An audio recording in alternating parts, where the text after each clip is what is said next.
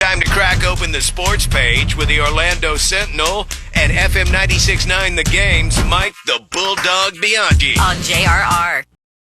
All right, Bulldog, I know it's Overreaction Football Monday, but how about a little overreaction to a 10-year, $700 million contract in baseball? Shohei Ohtani, my God, 10 years, $700 million, biggest contract in the history of baseball by more than $250 million, topped the 12-year, $426 million contract of Mike Trout, which he signed back in 2019. He's going to the Dodgers, obviously. Also topped the $450 million deal signed by Patrick Mahomes. It becomes the largest contract in North American professional sports history. $70 million average annual salary eclipses the Major League Baseball record of $43.3 million for Justin Verlander and Max Scherzer. Huge contract. And, hey, he's worth it. The guy can hit. He can pitch, although he's not going to pitch this year for the Dodgers because he's coming off Tommy John surgery, but he will evidently be able to play in the field this year for the Dodgers. So there you have it, $700 million. Guy's a stud, you said it. Yeah, I don't know if Dylan Gabriel got that much to go to Oregon, but yeah. Dylan Gabriel transfers to Oregon over the weekend. He got a nice little NIL deal for that. Read my column about NIL if you want to at OrlandoSentinel.com. NFL football yesterday. Tampa Bay Buccaneers, huh? How about Baker Mayfield throws the game-winning touchdown pass to Cade Otton with 31 seconds left, takes the Bucs right down the field, 75 yards in 12 plays as the Buccaneers now tied atop their division with the Atlanta Falcons and the New Orleans Saints. All three teams are 6-7, but the Buccaneers, I believe they have the tiebreaker over the other two teams. So right now the Buccaneers sit atop their division. So good for Baker Mayfield for getting it done yesterday for the Buccaneers. Also Rashad White, their running back, he ran for over 100 yards as well. Mm-hmm. So big win for the Buccaneers. Not so much for the Jaguars. Trevor Lawrence, his ankle looked fine, but too many other things didn't look fine for the Jaguars yesterday. Trevor Lawrence threw 3 interceptions to go with his 3 touchdowns. The Jags just made way too many mistakes. They lose to the Cleveland Browns 31-27. Joe Flacco throws for 311 yards and 3 touchdowns for the Browns yesterday. So the Jaguars defense not looking good right now. They looked terrible last week as well. Man, did Trevor Lawrence, was his ankle even sprained? Did you see that game yesterday? I think that's what I know what you're getting at, but I do think that's what affected him with those interceptions. I think he was running around like his ankle wasn't even hurt. He was. And right out of the gate, the first play of the game, he darted up and, proved all the naysayers. Yeah. Other NFL news over the weekend yesterday, the Buffalo Bills beat the Chiefs 20-17. Looked like the Chiefs were going to win that game at the end. They do this trick play where they throw the ball to Travis Kelce. Travis Kelce throws it back to Kadarius Toney. Kadarius Toney scores the touchdown. Oops. He lined up offside, so the penalty wiped away the play, and the Buffalo Bills end up winning that game. And the Chiefs are belly aching afterwards. It's the guy who's clearly lined up offsides, dog. Yeah, of course he was. Mm-hmm. Of course he was. Dallas Cowboys. Hey, hold, wow, they blow out. Hold on. Can we back it up to the Chiefs one more second? Did you guys catch this? Oh, what a play to Kelce. As you see, Kelsey's wife, Taylor Swift, in the audience, or I'm sorry, girlfriend. Not yet. What? You don't know something we don't know, do you?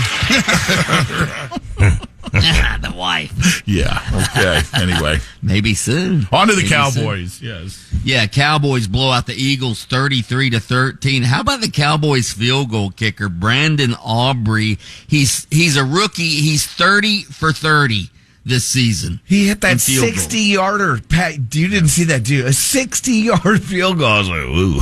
I think did he have 3 over 50 yards? He had 3 over 50 yards yesterday. Again, 30 for 30. That's unbelievable. That's never been done by a rookie kicker. Do you guys remember when a 50-yard field goal used to be like, holy crap? Now it's like 60. Routine.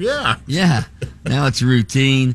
How about Zach Wilson and the Jets? Zach Wilson rises from the ashes yesterday, throws for over 300 yards. He leads the Jets to a 30-6 victory over the Texans. I was glad to see that because I didn't want to see the Texans tied with the Jaguars atop the division. Jake Browning and the Bengals, another quarterback who comes in off the bench after Joe Burrow got hurt. He leads the Bengals to a victory over the Indianapolis Colts, 34-14. What about your meatheads falling to the Chicago Bears? The Lions lose 28-13 to the Bears.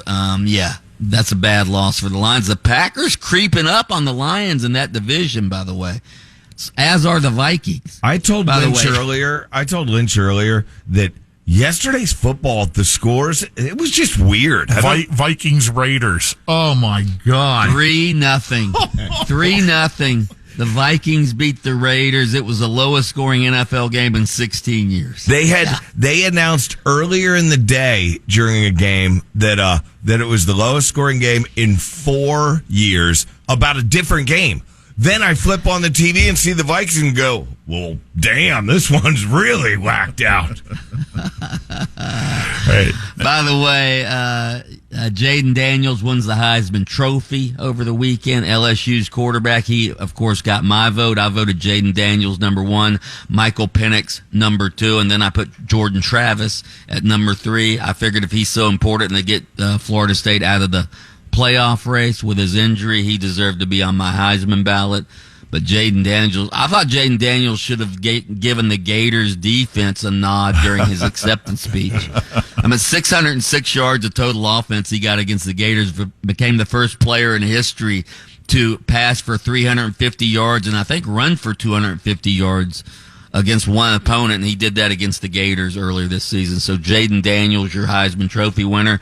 By the way, speaking of college football, a lot of rumors and rumblings coming out of Tallahassee that Florida State may be leaving the ACC, not for the SEC, but for the Big Ten. So watch out for that story. There's a lot of smoke up in Tallahassee right now. Hey, did you catch any of the Army-Navy game, and particularly the finish? I did not catch any of that game. The goal line stand at the end. Mm-hmm. It's good stuff, Bulldog.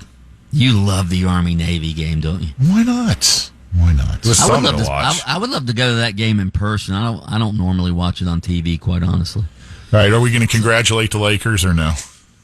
Oh, God. Lakers won the first in-season tournament in NBA history. Yeah, they beat the Indiana Pacers. Lakers beat everybody pretty good. You got to give a nod to Anthony Davis, though.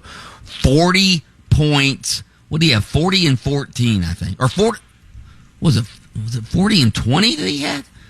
Anyway, Anthony Davis had a huge game for the Lakers. LeBron James, by the way, got the MVP of the Of course. Good for him. All right, Mike the Bulldog Bianchi, Orlando Sentinel, OrlandoSentinel.com, host of Open Mic on AM 740 and FM 96.90 Game on this Overreaction Football Monday.